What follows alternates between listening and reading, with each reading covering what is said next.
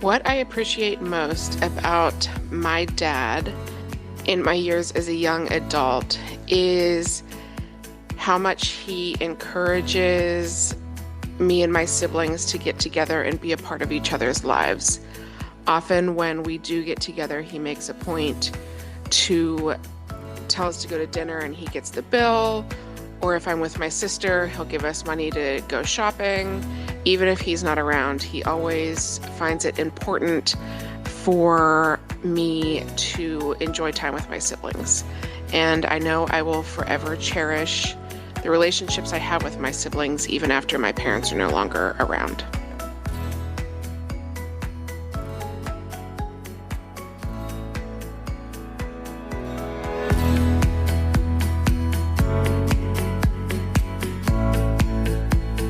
Hello, everyone. I'm Connie Gorant. Welcome to Bite Your Tongue, the podcast. Thanks for joining us as we speak with experts, authors, parents, and even young adults to explore the transition from parenting our young children to building healthy relationships with our now adults. Hopefully, we'll grow together, learn about ourselves, our young adults, and of course, when to bite our tongues. We are so happy you're with us, so let's get started. Hello, everyone, and welcome to another episode of Bite Your Tongue, the podcast. Before we start, I want to thank and do a quick shout out to all the listeners who have already purchased a Bite Your Tongue mug. I certainly can't name them all here, but this is a start. Thank you so much to Jen B., Stacy L., Kathy B., Henry J., Stephen B., Marjorie L., Val H., and Linda C. We're so grateful for your support. For others who want to support us, you certainly can buy a mug on our website or even just buy us a cup of coffee. There will be links and more information for all of this on our website at www.biteyourtonguepodcast.com. Look for the tab at the top right that says How to Support Us. Now let's get started. Happy Father's Day. And dads, this episode's for you. The role of the father has changed so much since when I was young, even when I raised my kids. Today, the young adults are changing it up even more. With two women hosts, it seems we get hijacked a bit with mother issues. But today, we're talking about dads and the father's role in the life of our young adult children. We're welcoming Dr. Deryl Goldberg. We learned about him when we saw an article he wrote called The Psychology Behind Strained Father-Son Relationships. He has found that over the years of working particularly with men in therapy, the issues that come up with careers or relationships can often be traced back to the lack of relationships with their father. Today, in honor of Father's Day, we want to talk about the father's role in the life of the emerging adult. We tend to focus so much on mothers, and the father is behind the curtain, or many times silent. I know in my own family, I tend to be the one who brings up the difficult issues with my adult children. My husband will skirt the issues. Welcome, Dr. Goldberg. Hey, hi. Glad to be here. Glad to have you. So first tell me why you found this topic of the whole father-son relationship so much of interest and the role it's played in your practice. So I grew up in a household where I was abused over the years. My father was a well-intended disciplinarian, but was abusive. And I accidentally bumped into the field of psychology. I needed a part-time job while I was going to school, and a friend got me a job in Vancouver, Canada, which is where I'm from, doing some counseling work with children. And I found myself just really taking to it. And anyways, as I began to sort of look at my own life, back in those days, there was quite a pressure. If you're going to look into helping other people, you should look at yourself. And as I began to do that, I realized I carried a lot of anger at my own father. And so in the process of coming to terms with that and sorting that out, once I graduated from school, I realized, okay, I am a man who's been dealing with a lot of issues about growing up myself, finding a career, and trying to make sense of childhood where I, felt largely mistreated and disregarded, and had to come to terms with that. So anyways, that really affected my going forward with this area of interest, which led to me leading men's groups for about 10 years in Vancouver. And then from that, doing couples work, etc. So it's interesting that you say that, and I didn't know this before we were speaking, because one thing I wrote down was that many fathers, and I'm being very general in this, tend to be the disciplinarian in the family. And I know situations around me where I've discussed with friends, sometimes it's an overuse of anger and an overuse of control, which sounds like something that might have happened in your family. So as these kids grow up, how can the father get control of this? Or I guess they first have to sort of identify that this kind of strict disciplinarian is going to affect their kids in the long run, number one. And how do they deal with their anger? How do they learn to get over it as their kids grow up? So anger is probably one of the most misunderstood, least talked about emotions across the board. The importance is getting to understand the difference between effective and productive anger and unproductive, ineffective anger. And what happens is most men don't make that discernment. They don't sort it out. So when you grow up without having really questioned how you express your anger, when you're frustrated, when your kid annoys you, when you're troubled, you step up and you express it as directly as you can. The problem is that there isn't really a measured kind of anger, which is the more intelligent anger, which is you have every right to be frustrated. You have every right to be concerned about you're shaping this child who, for the first 12 months of life, is just this enjoyable blob. And now all of a sudden you have to spend the next many years shaping them to be a civil citizen and find a way into the world where they have skills and they can relate to people. And so that's a hefty task. But in the shaping, there's going to be frustration. There's going to be bumps in the road. And I think what happens is there's just a lack of consideration for what am I feeling and how can I express that in a way that's effective? And instead, it gets expressed what I'd say more impulsively. I'm done with you. I've told you so many times. And then there comes a spanking or whatever. And the child then feels humiliated or shamed. And oftentimes the parent may or may not feel remorse about it because they may feel, well, this is how I'm going to shape this kid. And they deserved it. They had it coming. And they themselves, when they were children, these fathers that are now parenting with, I would say, more of a heavy hand, they were never effectively parented themselves. They never learned about anger. Anger should be a controlled emotion, and it should be thought about. And also, I think at times it's mixed up with also the subject of how much of a relationship do I have with my son? Because if you don't have a relationship with your son or your daughter and you're doing the disciplining, then that's also another issue because the child feels like, who are you? Why are you treating me this way? I don't even relate to you. I don't even know you. I don't even maybe even feel cared about by you. And yet you're feeling like you're entitled to do this to me. In most cases, the father thinks they're showing love by this controlled anger because, at least from what I understand, and I've read, if you were raised this way, that's the parenting style you know. So how does someone who's raised that way, like you, for example, and maybe for the first 10 years or 12 years, or even they've done this and now they're identifying, gosh, I don't have a relationship with my kid. My kid's 18 years old. He or she can't wait to get out of the house. What role have I played in this? And how can I make a change? You have to be willing to look at yourself and you have to be willing to consider, am I going about this in an effective way? Malcolm Gladwell wrote a book where he talked about the 10,000 hour rule, quoting, I think, the Beatles, about how they came to be an amazing band. Well, they played 235 acts 3 years in a row. And John Lennon said, look, if you worked and played at music as much as we did, you would have been pretty good too. So there ought to be somebody to write a blog called the 5,000 hour rule. Maybe I'll do it someday. You should. On what it takes to be in a relationship. Relationships involve emotional intelligence. And they involve a skill where you've really considered your different ways of relating to the people you're close to. And how am I going to be with these people? And for whatever reason, the way most of us men have been socialized and adapted to our reality, we haven't had that emotional training. We haven't had those emotional lessons. And so we don't get the nuances of relationship. We don't learn how to look at ourselves or question ourselves. And so there tends to be a defensive way of going about doing things. I mean, I have a few quotes I loved here that I wanted to just see if I could. Please share them. Okay. Franz Kafka, the German novelist, wrote a letter to his father. It's called Letter to My Father.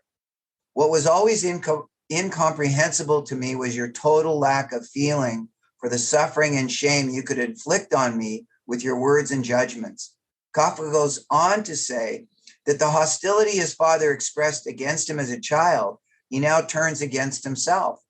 My father's method of upbringing had saddled me with a general load of fear, weakness, and self-contempt. As an adult, Kafka was haunted by his father's hostile and impatient presence in his mind. So that's a good example of the over-the-top approach. Another guy writes about not so much an abusive father, but an absent father. This was in that article that I'd written before, but I thought these were good quotes. And this was somebody I worked with in therapy. And he says, my father was a successful clothing salesman who worked a lot, but even when he was home on weekends, he wasn't available. All of my life, I've suffered from uncertainties about my masculinity. I think it's because he never shared anything about himself with me.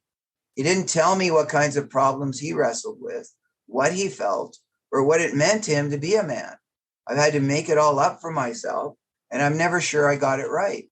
I love that. I think that's a very true situation in many families today, where everyone's working so hard and not taking the time to have the relationship rather than the role of parenting, it seems to me.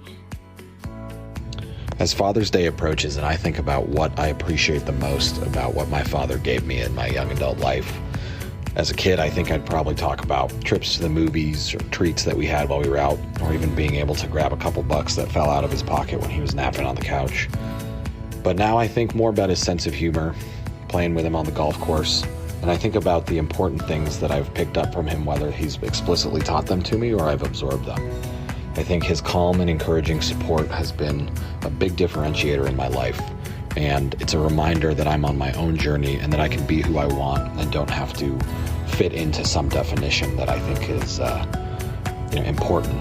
It's a reminder from my father to me that I should enjoy the journey I'm on, enjoy the challenges, the frustrations, and everything as much as I can, and in the end, just strive to be happy.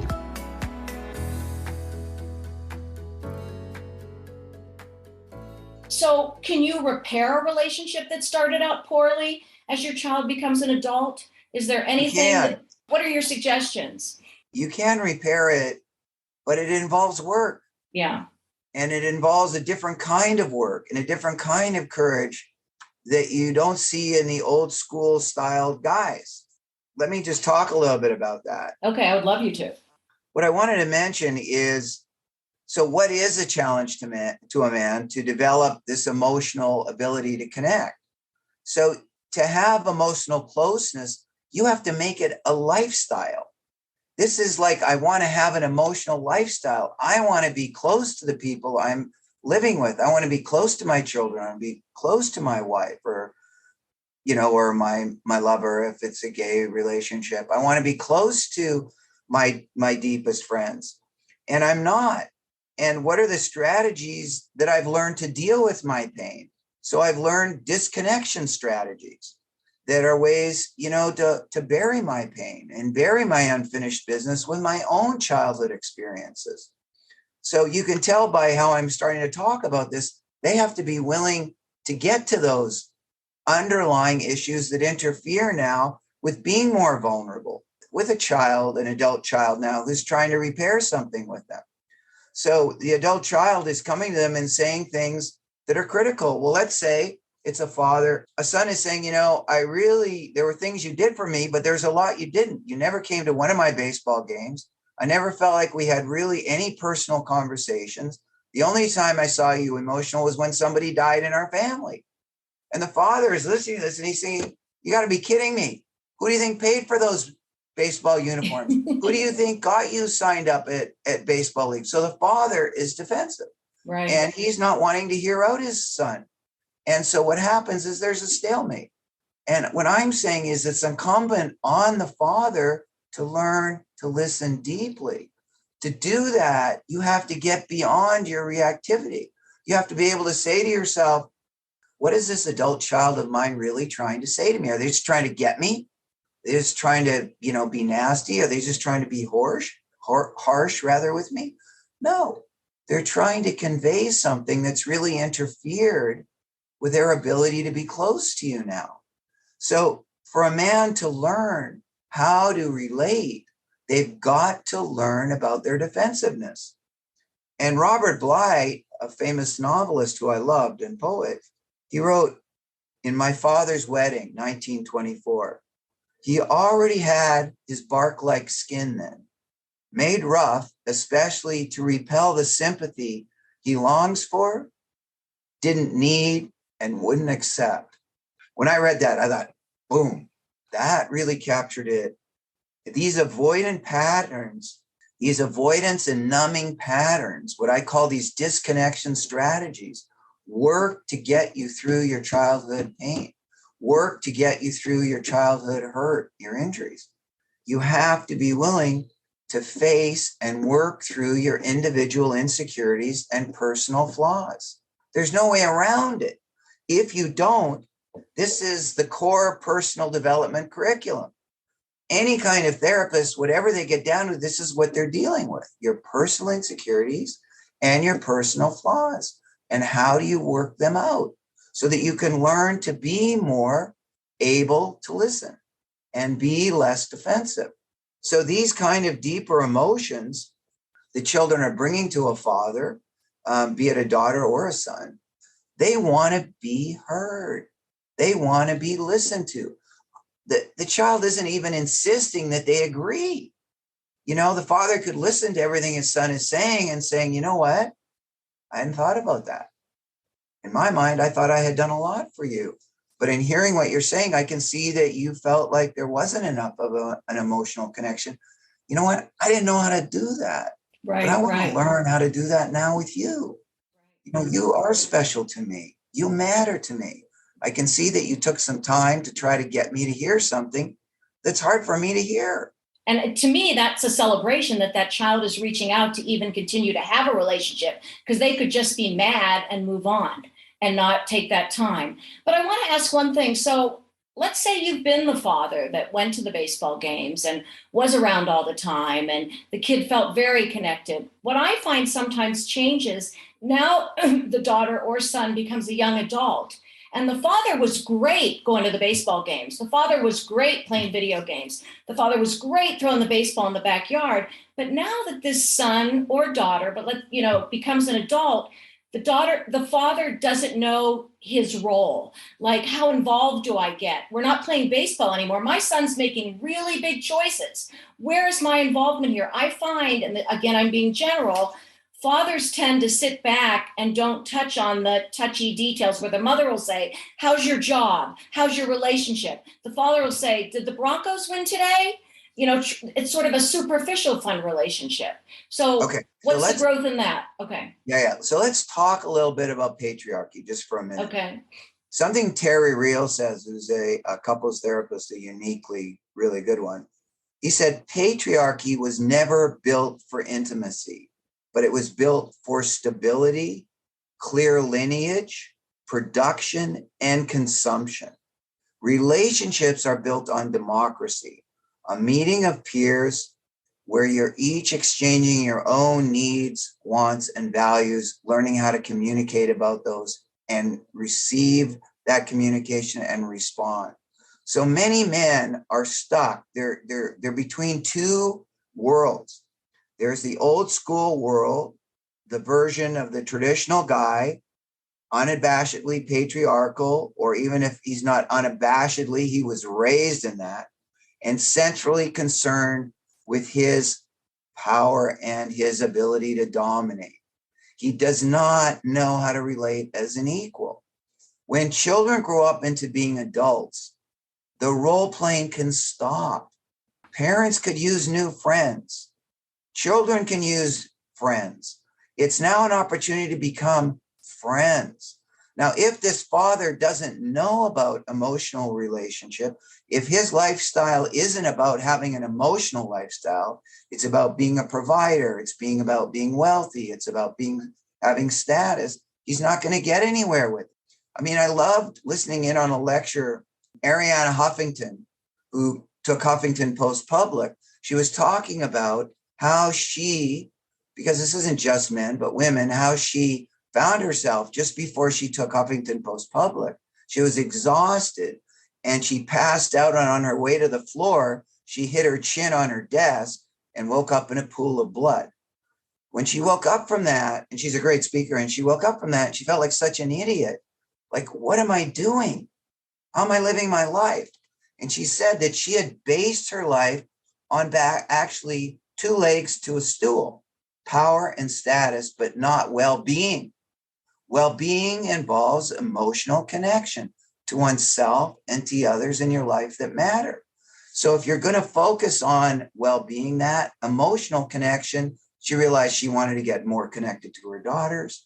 She wanted to get more connected to herself. I believe she started therapy. She wrote a book on sleep. I mean, but she's sort of from that world. You know what I mean? Yeah, she does that, but she's still got the status and the power. You know, whatever she said, you know, she's still, right. Even though she's writing about sleep and all that, is she connecting?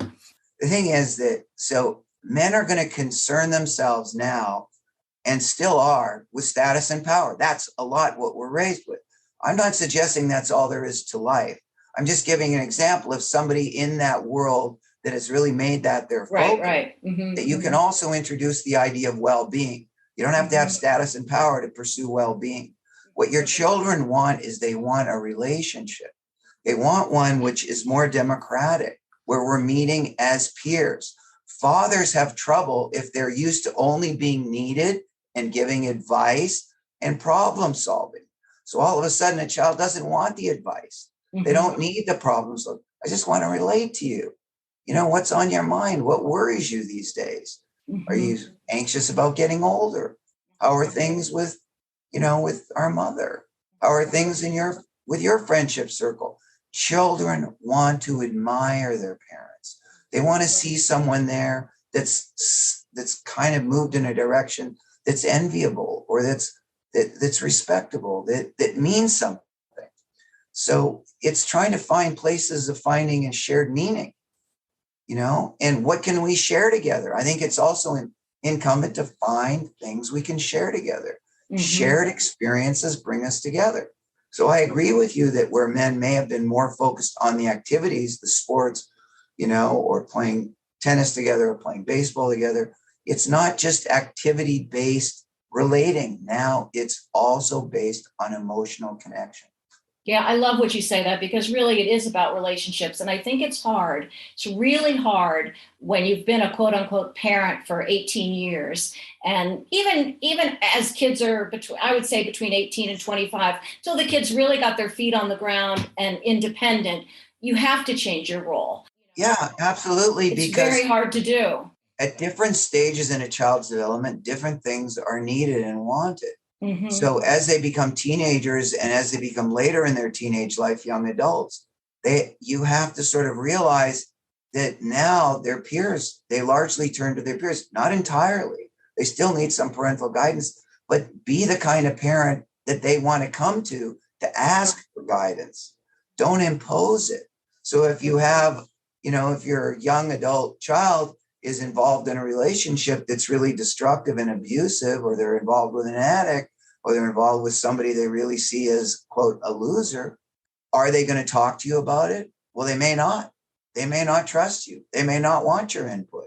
I remember my father actually rode his bicycle, something like 6 or 7 miles. I was living in Chinatown in Vancouver at the time. They were living in another section of Vancouver. And I hear this knock on my door, and I turn to my girlfriend, wife almost, and I who the hell is that? It's 6 a.m. It's the day we're getting married. So I go to the door, drag myself. I think somebody's run into my car or something, and it's my father. And I see him on his bicycle. This is the day of your wedding. Day of my wedding. Day of your wedding. Okay. I say, this better be good. We start going for a walk. And he starts to say, so you know your wife, Gina? I say, yeah, of course. Well, you know where she comes from? I said, yeah, of course I know where she comes from.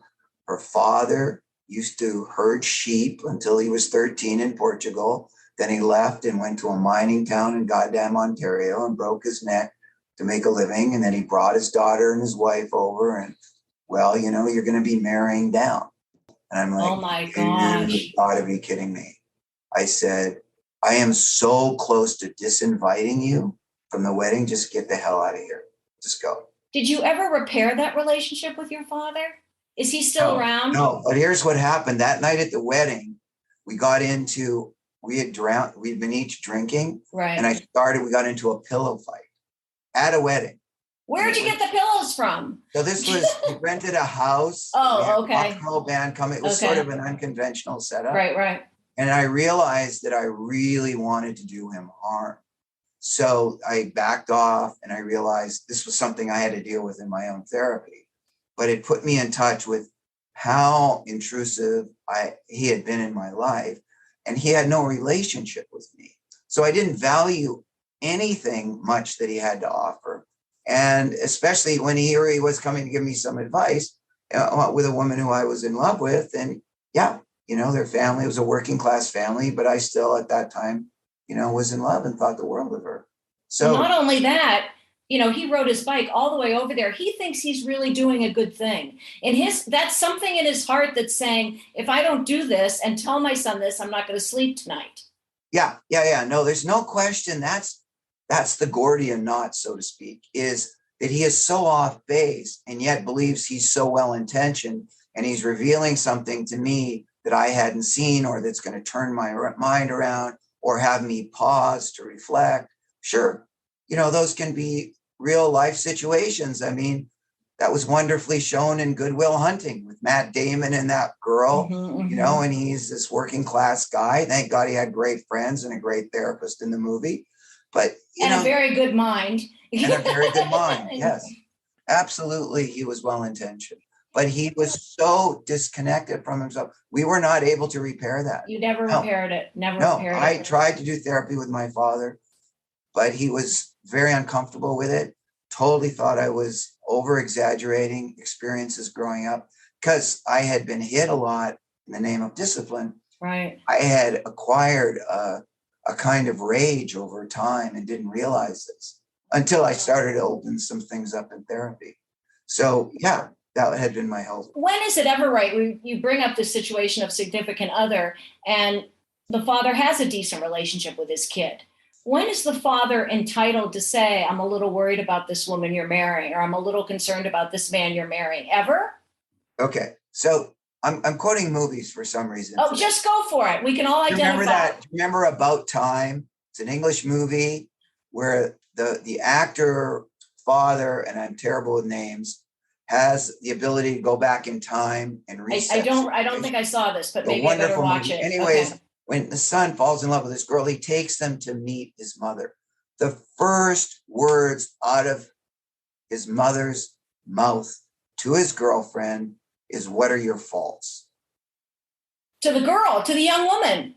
To the young woman. Okay. And I thought that was precious. And I thought that was so clever in them. And it's a great movie, by the way. But it really, because it shows all the insecurities of a young boy trying to find a woman and all that process, and then finding someone that he cares about. And then you're introducing them to your parents. But he had a relationship with both his parents. So if you have a relationship with both your parents, I think you have a lot more freedom. It's when you don't have a relationship with your kids that, you know, and obviously that was obviously a dramatized movie. But then you can ask your son, you know, hey, can I say something about my concerns? Absolutely. Men and women, women and men that are about to get married, men and men, women and women, whatever the combinations these days, you want to vet your partner if you have close family members. Absolutely. With your friends as well. What do you think of my choice? You know, I think it's important that there be some vetting. Absolutely. I get a little concerned about that. So I have 2 adult children. And if one of them was dating someone and I had concerns, I'm not sure I would say anything, only because who am I to know what goes on inside that relationship? It would have to be a pretty big thing that I see. Does that make sense? Yes. But what I'm talking about, first of all, is I'm asking. Right. That's true. I'm asking my son, or I'm asking my daughter, is it okay to say what my thoughts are? You know, I had somebody I was working with, and he was concerned. His daughter had a girlfriend and they were looking to get married. And he was asking, about some concerns he had because he saw his daughter's girlfriend is depressed a lot. Okay. And he just wondered, do you think that'll be an issue? They had a relationship. His daughter was okay with him asking. So it can be done in a sensitive way. I've seen other situations where that hasn't gone so well, where friends have said, that I think I'm concerned. I see your girlfriend as not such a great match. In that particular issue, it was about her weight. They were wondering about that issue, possibly as being a psychological issue. And that person was really offended. It can go all kinds of ways, but I think that in an ideal world, people that are about to make that kind of decision with somebody, I think it's important. I think it's important to get some other inputs. People may feel differently than I do, but I do think that's important. Now, whether it comes from the parents or comes from close, dear friends, I think it's important. And I guess I'm thinking this through, because I guess I would probably couch it with, again, your relationship better than I do. Don't make any decisions on what I'm saying. I just want you to think about this, because I would hate the kid to make a decision. What the parents say has enormous influence on the child at almost any age, and particularly if you have a good relationship. And I would be so afraid that I would be influencing something that was wonderful. I hear all that. What I tell couples, if you want to know what I tell couples. Yeah, tell me, please. Is I say, I think the prenups are a good idea because people have a lot of feelings about money. Right. And some people take offense to that. I don't, especially if there's a real difference in what you're bringing in. And I say, find out if that person's open to therapy, because it's only a matter of time until my damaged self runs into your damaged self. It's very Within true. 2 to 7 years, you're going to start running into one another's damaged good selves. Mm-hmm. And we're all damaged goods. As far as I'm concerned, it's rare that I don't see somebody like that. We have faults, we have insecurities, we have things that are off, we have blind sides, and you want to make damn sure that after investing all that time and energy, you've got a person that's resilient enough and open enough to open the relationship up if we get into trouble. I think that is really, really important. I 100% agree with you. 100%. Absolutely. And I would add that in when it comes to getting pregnant. Mm-hmm. I would also want to think about that. A lot of relationships crash and burn after the baby child brings up enormous strains on the relationship. Mm-hmm. Every ugly thing about you will show up, and people are often not able to cope with that emotional ugliness. That's going to happen. You have to learn about and accept that and be able to work that through. No, you're absolutely right. A quick break to talk about one of our sponsors. And men, if you're listening, make sure to tell your wife about this fabulous offer from our sponsor, Shapermint. They have the most amazing bras and other shapewear. Hey, including bathing suits, and we all need a new bathing suit. Just go to shapermint.com, and when you check out, use the code BITEYOURTONGUE, no spaces, and get 20% off your purchase. And if you'd like to win a $150 gift certificate to Shapermint, just email us your ideas for upcoming episodes, or tell us what you love about the podcast, and you will be entered to win. That's shapermint.com, SHAPERMINT.com, and put Bite Your Tongue in the code for 20% off. Now back to the episode. As a young adult, what I appreciate most about my father is that he taught me his work ethic. I think just coming, if you could say, from a little ranch down in Mexico, over to the United States and just providing a better future for his family and just demonstrating that to every one of his children, and doing his best. I think just he might not be able to give us everything we've wanted. He's able to give us, the values that we have, the work ethic that was instilled in all of us. So the only issue I have with my father is, I think, just being compared. It's more of a pet peeve, I would say. But in a way, I've grown to kind of love it and just be like, yeah, I am like my dad, He's the man who made me the person I am.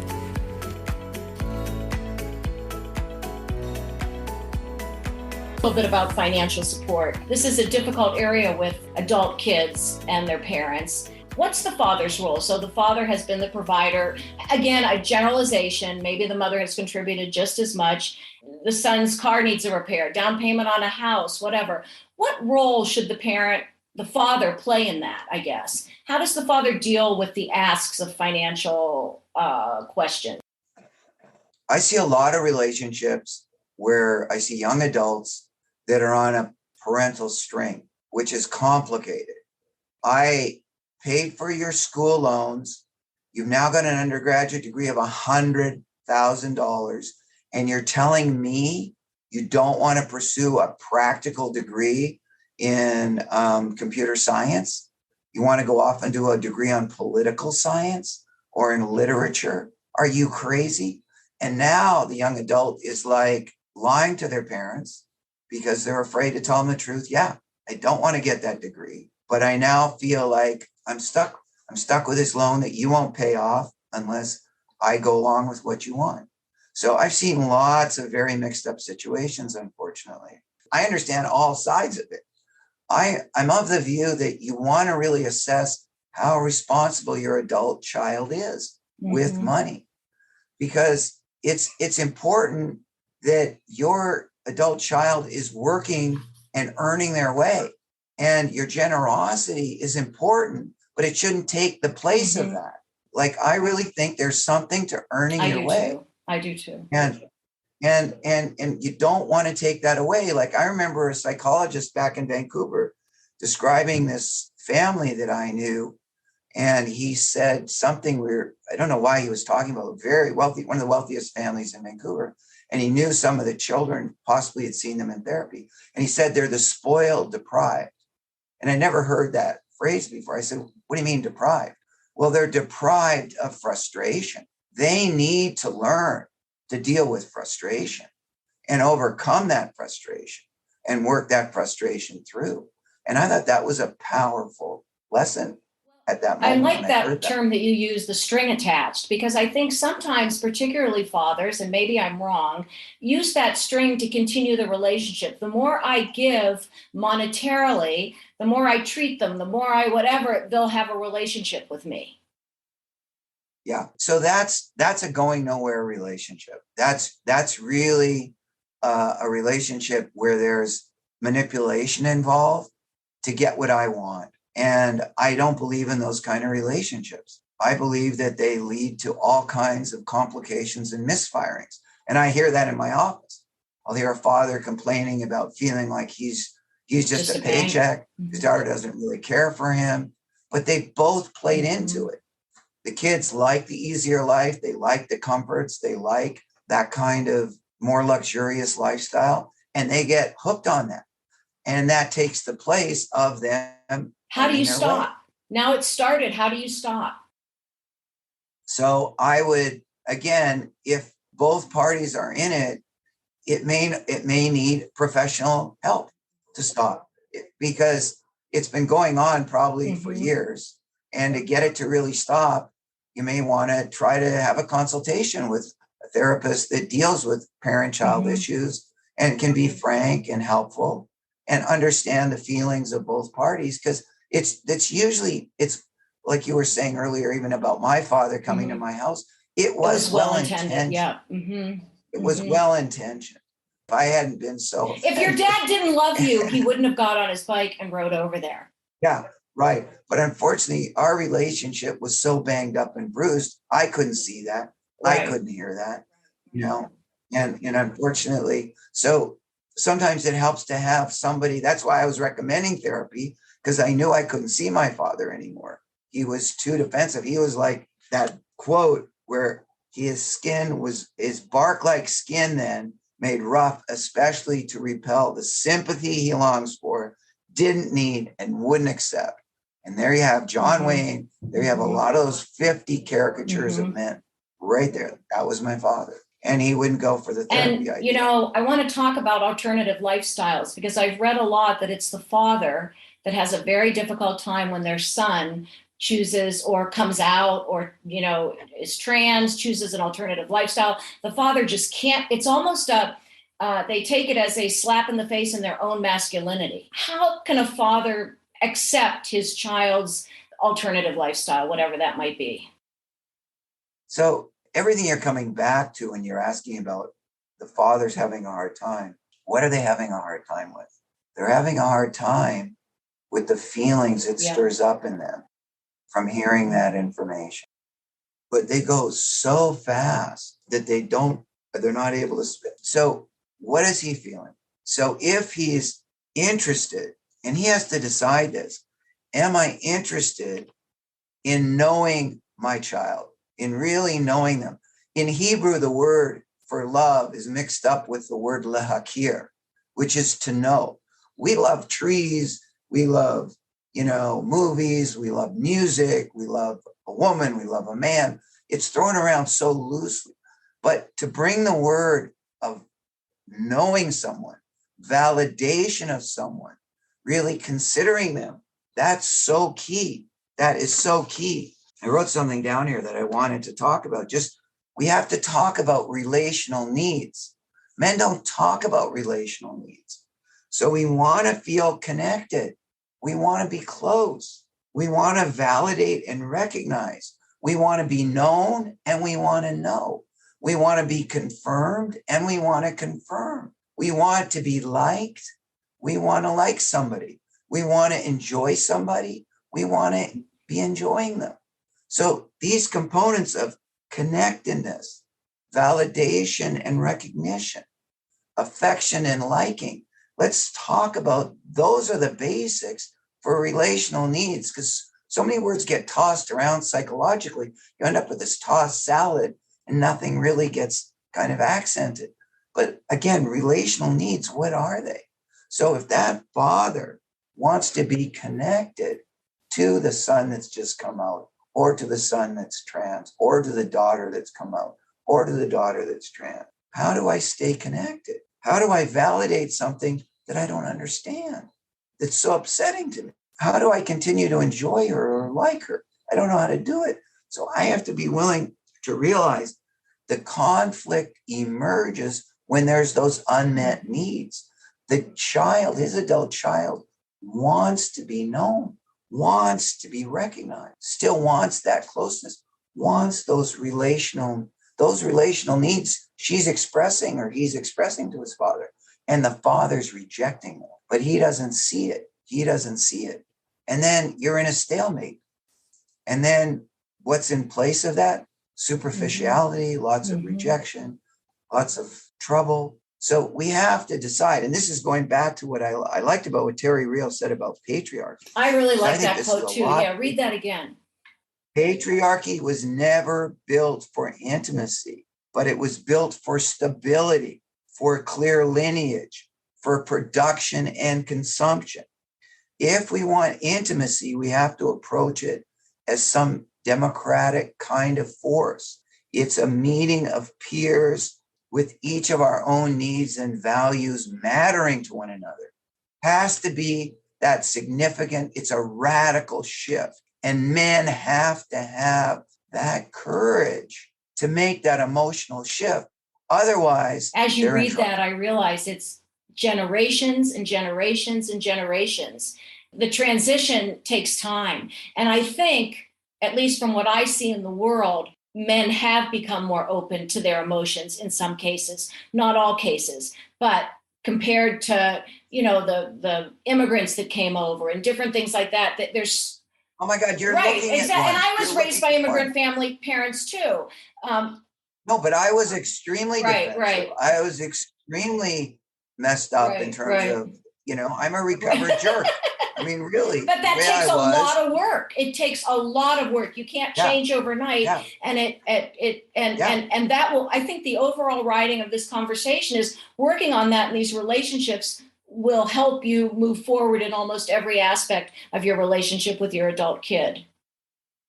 Right. You have to at some point realize there is more than just a few intelligences.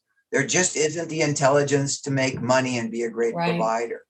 And there is other intelligences like an emotional IQ. And if you're going to develop that emotional skill set, it's like I said earlier, you put in that time, those 10,000 hours to become a professional, to focus. I mean, we pay people in our culture that focus, okay? You're a surgeon, if you're a successful business guy, okay. You've been able to focus your concentration, your skill, whether it's a dentist, a teacher, a professor, whatever it is, a carpenter, you've really invested in a certain skill set and you went about finding a mentor and developing those skills. The same to develop emotional skills. Don't be a nut about this. You have to realize it's not going to come from a conversation or a confrontation with one or two people or one or two friends. It's a concentrated effort to change the way you relate, to develop relational skills. Very interesting. Now, usually when we end, I ask people to give me 2 things or 3 things we want to leave with. But before we do that, since you have a specialty as this executive director of the Autism Center, is that right? I want to make sure I have that right. Yes. I would love to know, yes. and I know it's probably longer than one question or whatever, but what role can the father play that will be very helpful as their young adult special needs child becomes an adult? Okay, so first of all, what you're talking about is one of the highest divorce rates are special needs parents. The enormous pressure on both parents. I just talked about having a child. Right. It's bringing enormous stress. Now you're giving birth to a special needs child. It needs all these special resources. Okay, so now what happens? What happens in a typical family is we specialize, okay? You're the breadwinner. You're going to be the caretaker. Again, men and men, women and women, heterosexual relationships, we specialize. There's more specialization when you have a special needs child from what I've experienced and what I've seen. Also, you're dealing with couples that don't have the time to come in for couples therapy, which is one of the things I've really tried to change and haven't really made much of a dent in, haven't given up on. But that's been one of the biggest things that's honestly. But doesn't the cost play into that because they have so many other expenses with the child? It's the time. It's the time. There is such a scarcity of time. Sometimes the resources, but you have all kinds of insurance availability now. It's the time. So when you're asking me about the father and the role he can play, so generally the men aren't as involved. They aren't, when the programs are being run at home, because most of the programs are run in the schools or at home. Their after school programs are from 3 to 5. They're working with helping to develop relational skills and more focusing skills and helping the kids learn to access curriculum. Those are really, really intensive learning experiences. And generally it's the mother. And sometimes it's not even the mother. Sometimes it's a caretaker. So whoever can invest with a child, we go for. Now you're talking about adulthood, which is a whole other bowl of wax, which is now what practical skills has my adult child, my special needs child acquired? What are they capable of? And finding opportunities for them. And certainly fathers can play a role and generally play more of a role in that aspect, I think, in child rearing. And that's actually one of the most difficult things is creating a quality of life for a special needs child, because that covers where are they going to live? Do they have friends? And what are they going to do for a living? So those three things are the biggest and most important things. And those are all major projects. Some kids on the spectrum, for instance, I worked with kids on the spectrum, are much more impacted. Some kids are less impacted. The much more impacted, it's going to be very hard for them to find work situations in the working world.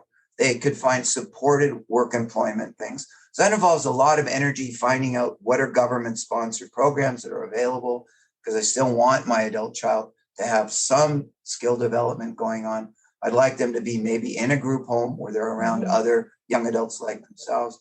But it's major work. And that's a big conversation. But I think what you did say, and the reason I bring it up is I feel like, yes, the mother or whoever the caregiver was can have that role when they're younger, but the father can step to the plate quite a bit as they get older and need some of that support.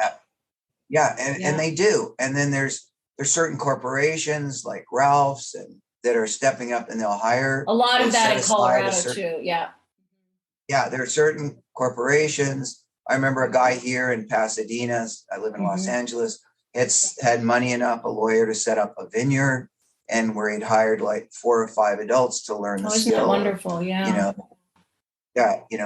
Harvesting the grapes for wine. It's a huge enterprise. And all I can say is, to me, that's one of the toughest roles. And my hat goes off to parents, fathers and mothers, that are involved in really trying to provide as much as they can for their children. But I don't want them to give up on themselves. I mean, that's my biggest beef, is I don't want them to give up on their husband. If it's a wife, I don't want the husband to give up on his wife. Still make time to find what I was talking about earlier, things to like about one another, things to enjoy about one another. Don't forfeit your relationship for your child. Don't sacrifice that. It's important to find somewhere in there. It's not easy now. But that's even with typical children, if you ask me. Don't ever forget. That you need to, in order to be a good parent to the adult child or the child, you need to also be a good whatever to your spouse, right? Yeah, we've stepped in sometimes more with the women that have been involved with having, young children, and stepped in and said to some of our women friends, like, your husband's over here. Your baby's now 6 months. See how things are going, because things are not going very well. Right. And your point is very well taken. And it's very easy, it's very easy to understand both points of view, but you have to keep the love relationship alive.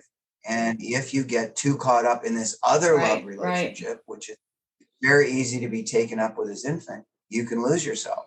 Just like you can lose yourself. I like that you made this point. Absolutely. You can lose yourself.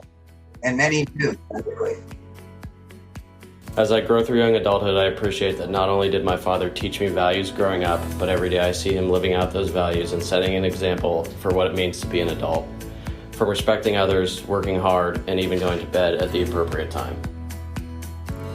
As you know, we're going to drop this episode the Friday before Father's Day. So I want to end on a positive note, and I want you to just leave our listeners with 2 or 3 points that you hope they'll take with them this Father's Day weekend. Okay, so what are those points going to be? You tell me. All right, so, one thing is, from us talking, I think it's really important to not lose yourself when an adult child is trying to give you feedback on some things that hurt them growing up. And on Father's Day, you may have an adult child that wants to take you out for lunch, may want to take you out for breakfast, and may want to talk to you about, something's just occurred to me on this day, and I just wanted to tell you about something. So I think it's really important for fathers, and if they get defensive, say that. You know what? I really want to hear what you're telling me, but I can tell I'm getting defensive, and I want to tell you how you're not seeing it right, but I am really wanting to tell you I just can't hear it right now, all that you have to say to me, but I want to work on developing that between us. I think that would be really important. And what else? I think between, we're talking about fathers and also sons. I think it's important to not write off your father. That if you have a father that is hard-headed, that is stubborn, that is an old school guy, try to approach him with, I get it. We grew up in different times, but I want to love you. I do. Even though it's hard for me to tell you that. I want to care about you. I can't say love. I want to like you. I want to care about you. And I can't. There's things between us that really we need to address. I really want you to hear that. I'm not out to get you, but I really do think we need therapy. Or if therapy is not part of your world, we need to go talk to our pastor, or we need to talk to the rabbi. I cannot be close to you anymore. There's things in between us. I really want to address those. Please, I pray, or I really want you to hear me. I really want you to hear me. Well, that's beautiful. I think that's really, really great advice. And I thank you so much for joining us today. I love your passion. I love your quotes. I love your, using movies as examples. And I know a lot of people listening have wonderful relationships with their adult children. And I hope they build on those. And yes, I think they can even build on those with some of the advice that you gave us today. So thank you so much for joining us. I really appreciate it. Hey, Denise, thank you for inviting me. And I really enjoyed talking to you as well. And happy Father's Day. All right. Thanks. Thanks a lot. Okay. What I most appreciate about my dad is the number of different hats he wears, from friend to mentor to support system. He does it all. I just finished my first year of college, and what I appreciated the most from my father as I lived away from home for the first time were his really supportive phone calls and text messages that I always received when I needed them the most. I was really uncertain about what kind of degree I wanted to pursue, and my dad would stop everything that he was doing to call me just to remind me that I still have lots of time to decide and that he's proud of me no matter what. I know that I'm extremely lucky to have my dad in my life. During my first year of college, I realized that I was unique to have such a supportive and understanding father. Other students struggled with either having very controlling parents who chose their majors for them, or parents who didn't really care at all. But my dad just wants me to be successful, but also ensures that I am happy. Well, that's a wrap. I hope you enjoyed this conversation as much as I did.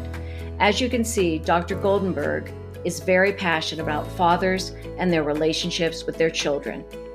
It seems it's time to move from the parent-father to the friend-father, and I think we all can watch our relationships grow. Thank you again, Dr. Goldberg, and happy Father's Day to all of our listeners. And a special note to those of you who may have lost your fathers or don't have a father. Celebrate another relationship you cherish. There's always room for more.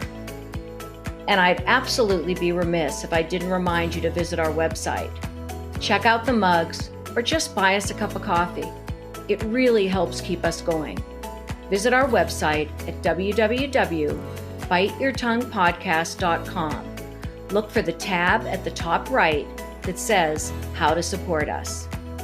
Please send your ideas for episodes to biteyourtonguepodcast@gmail.com.